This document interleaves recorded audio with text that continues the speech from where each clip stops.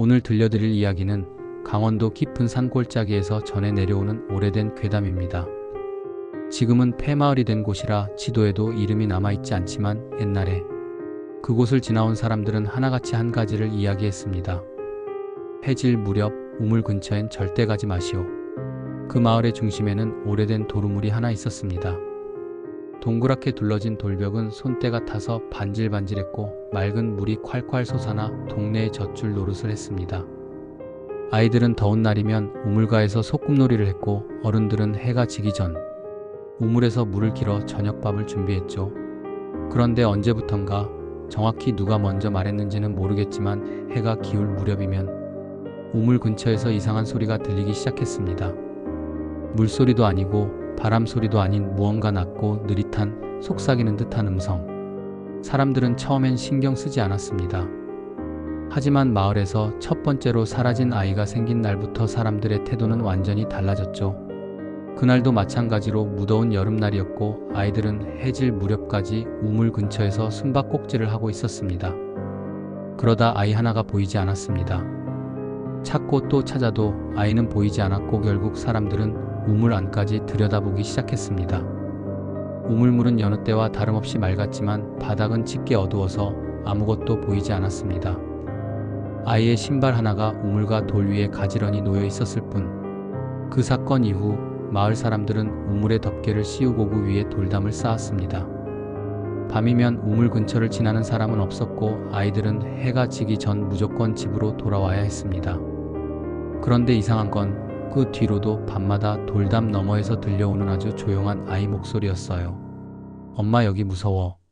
그 소리를 들은 사람은 많지 않았지만 소문은 퍼졌고 그 소문을 들은 사람은 말없이 짐을 싸서 마을을 떠났습니다.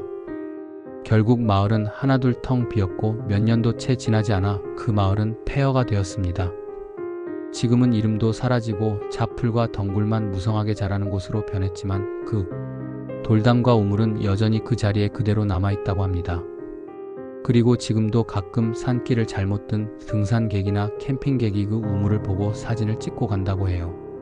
그런데 이상하게도 그 사진엔 꼭 우물 옆에 작은 그림자가 찍혀 있다고 합니다. 우연일까요? 단순한 착시일까요? 아니면 아직 그 안에 누군가 남아있는 걸까요? 그리고 최근 마을 근처에 새로 생긴 민박집 주인이 밤마다 이상한 소리를 듣고 있다고 합니다.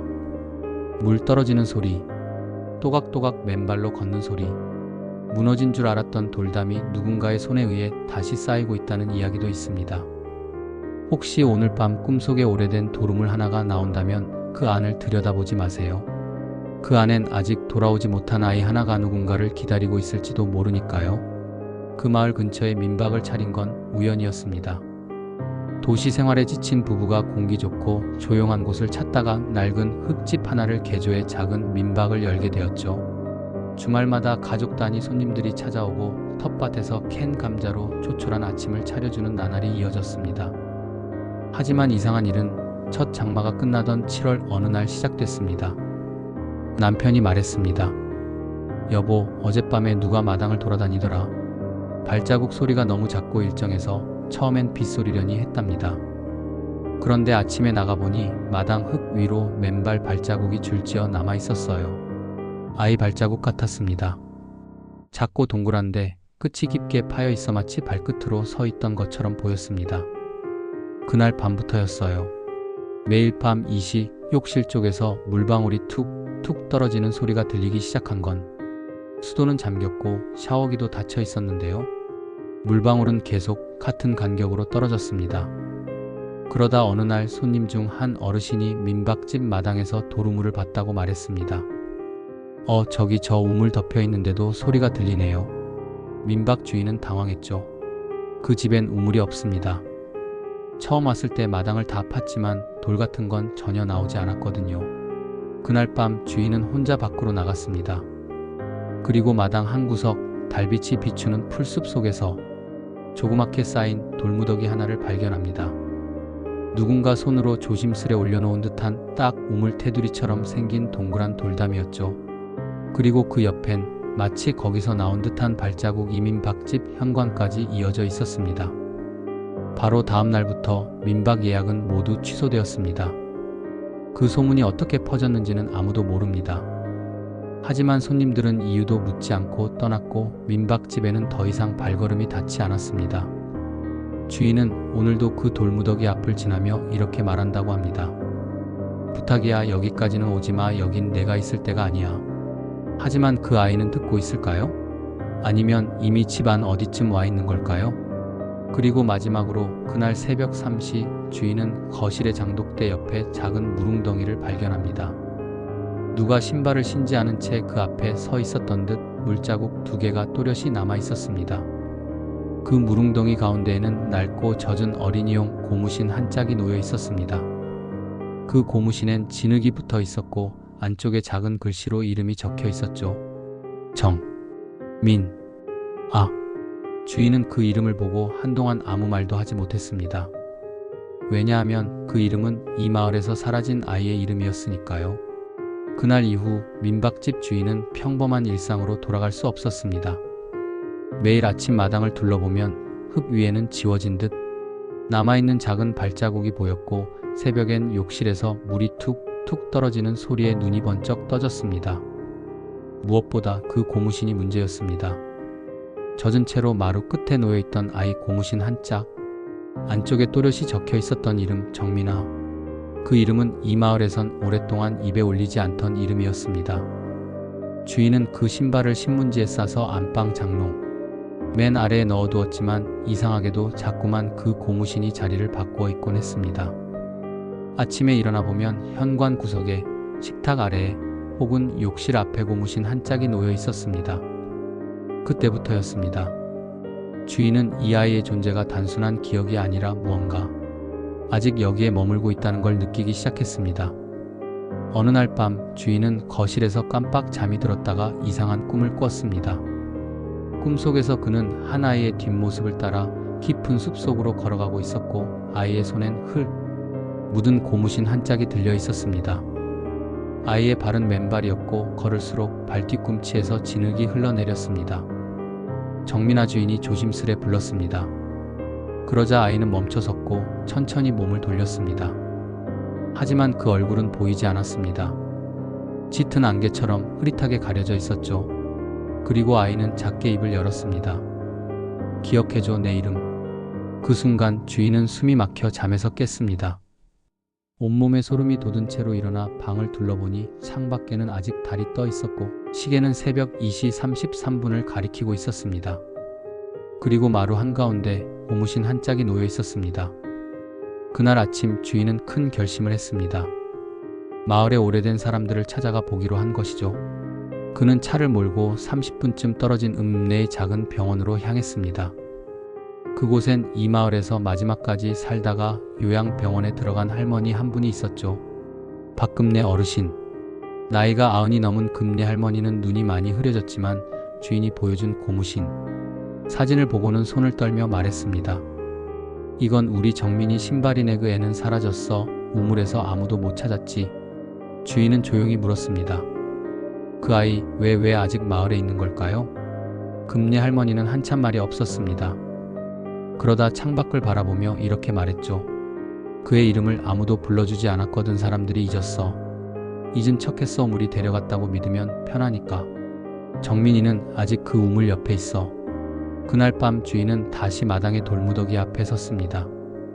손에는 작은 초 하나와 노트에 꾹꾹 눌러 쓴 편지 한 장을 들고 있었습니다. 정민아, 듣고 있니? 이제 내 이름을 기억하는 사람이 있어. 나는 널 잊지 않을게. 달빛 아래 바람도 멎은 그 순간 돌담 아래에서 아주 약하게 또각하는 소리가 들려왔습니다. 이야기는 아직 끝나지 않았습니다. 며칠 뒤 민박집 주인은 결국 그 돌무더기를 치우기로 결심했습니다. 계속해서 새벽마다 들려오는 소리, 진흙 발자국, 그리고 고무신. 이제는 더 이상 모른 척할 수 없는 상황이었죠. 낮이 되자 그는 삽과 장갑을 챙겨 들고 마당 구석 돌무더기 앞으로 갔습니다. 돌들은 생각보다 단단하게 쌓여 있었고 누군가 정말 정성스레 순서에 맞춰서 겹겹이 올려놓은 것처럼 보였습니다. 첫 번째 돌을 드러낸 순간 작은 바람이 훅 불더니 먼지가 흩날렸습니다. 그 아래엔 검기에 젖은 흙이 드러났고 두 번째, 세 번째 돌을 치우자 젖은 흙 속에 썩은 나무판 하나가 보였습니다. 마치 우물덮개처럼 보였죠. 주인은 손이 떨렸습니다. 그는 나무판에 귀를 대보았습니다. 아무 소리도 없었죠. 아무것도. 하지만 귀를 떼려는 순간 갑자기 안에서 툭 하는 소리가 났습니다. 깜짝 놀라 뒤로 물러섰지만 그 소리는 확실히 안쪽에서 난 것이었습니다. 해는 이미 중천에 떠 있었지만 그 돌담 안쪽만은 유독 어둡고 싸늘했습니다. 다음 날 그는 용기를 내어 마을 회관에 남아있던 노인 한 분을 찾아갔습니다. 이 마을에서 마지막까지 살다 떠난 80이 넘은 노인이었죠.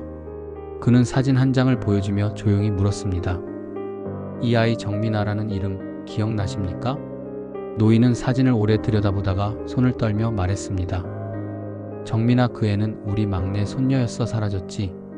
아무도 못 찾았어. 우물에선 계속 물소리만 들렸고 그날 이후 아무도 그 집 근처에 안 갔지.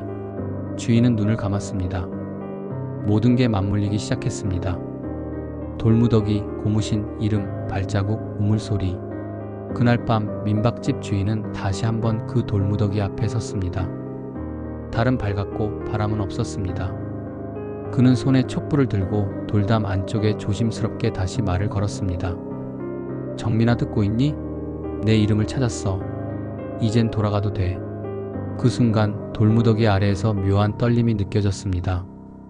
바람 한 점 없는 밤이었지만 촛불이 갑자기 길게 흔들리며 꺼졌습니다. 그리고 아주 작고 얇은 아이 목소리가 들렸습니다. 고마워. 그날 이후로 민박집 마당의 돌무더기는 다시는 젖지 않았고 발자국도 물소리도 모두 사라졌습니다. 하지만 주인은 아직도 가끔 그 자리를 바라보며 말합니다. 혹시 또 잊힌 아이가 있다면 여기라도 와. 내가 기억해 줄게. 가을이 깊어지며 민박집에는 다시 손님이 찾아오기 시작했다. 이상하게도 정민이의 고무신이 사라진 날 이후로 모든 게 조용했다. 물방울 소리도 발자국도 돌무더기 위에 이상한 흔적도 보이지 않았다. 그 돌들은 아직 그대로 있었지만 더 이상 섬뜩하지 않았다. 오히려 이제는 무언가가 마무리되었다는 느낌이 들었다. 하지만 주인의 마음 한구석은 여전히 무거웠다. 정민이라는 이름을 기억한 건 좋았지만 그 아이가 왜 우물에 남겨졌는지, 무엇을 기다렸는지는 끝내 알 수 없었기 때문이다. 그러던 중 주인은 민박집 서재에서 우연히 작은 일기장을 발견한다. 그 일기장은 민박집을 사기 전 원래 이 집에 살던 노부부의 소유였던 것으로 보였다. 갈색 천으로 감싼 낡은 표지. 떨리는 손으로 첫 장을 넘겼다. 1983년 8월 17일. 밤새 아이 울음이 들렸다. 마당 쪽에서. 하지만 나가보면 아무도 없었다. 1983년 8월 20일. 우물을 다시 봉인했다. 지난번처럼 되지 않도록 돌을 더 얹었다. 1983년 9월 2일. 아이가 또 왔다. 고무신만 남기고 사라졌다. 주인은 숨을 삼켰다. 일기장엔 정민이라는 이름은 없었지만 확실히 그 아이의 존재를 기록하고 있었다. 마지막 장엔 이렇게 적혀 있었다. 아이가 누구였는지는 아무도 몰랐다. 이름도 얼굴도. 그래서 더 무서웠다. 기억하지 않으면 다시 온다. 그 문장을 읽는 순간 주인의 눈에 눈물이 맺혔다. 정민이는 그저 기억을 바랐던 것이다. 이름 한번 불러주길, 누군가 손 내밀어주길. 그날 밤 주인은 마당 돌무더기 앞에 작은 등불 하나를 켜고 그 위에 조용히 돌 하나를 올려놓았다. 그리고 속삭였다. 이제 너는 여기 없어도 돼. 기억 속에서 너는 살아있어. 다시는 외롭지 않을 거야. 그 순간 밤하늘의 달이 유난히 밝았다. 달빛이 마당을 비추자 그 돌무더기 옆에 한 아이의 그림자가 잠시 머물다 사라졌다. 마치 마지막 인사를 전하듯. 그 이후 민박집엔 다시 평화가 찾아왔다. 아이 손님들이 뛰어놀고 어르신 손님들은 고즈넉한 풍경 속에서 따뜻한 커피를 마셨다. 주인은 가끔 생각했다. 그 우물은 귀신이 머무는 곳이 아니었다. 잊힌 이름, 사라진 기억, 놓여진 외로움이 머무는 자리였을지도 모른다고. 지금도 민박집 뒤뜰 한켠엔 작고 둥근 돌무더기가 있다. 누구도 다가가지 않지만 아무도 두려워하지 않는다.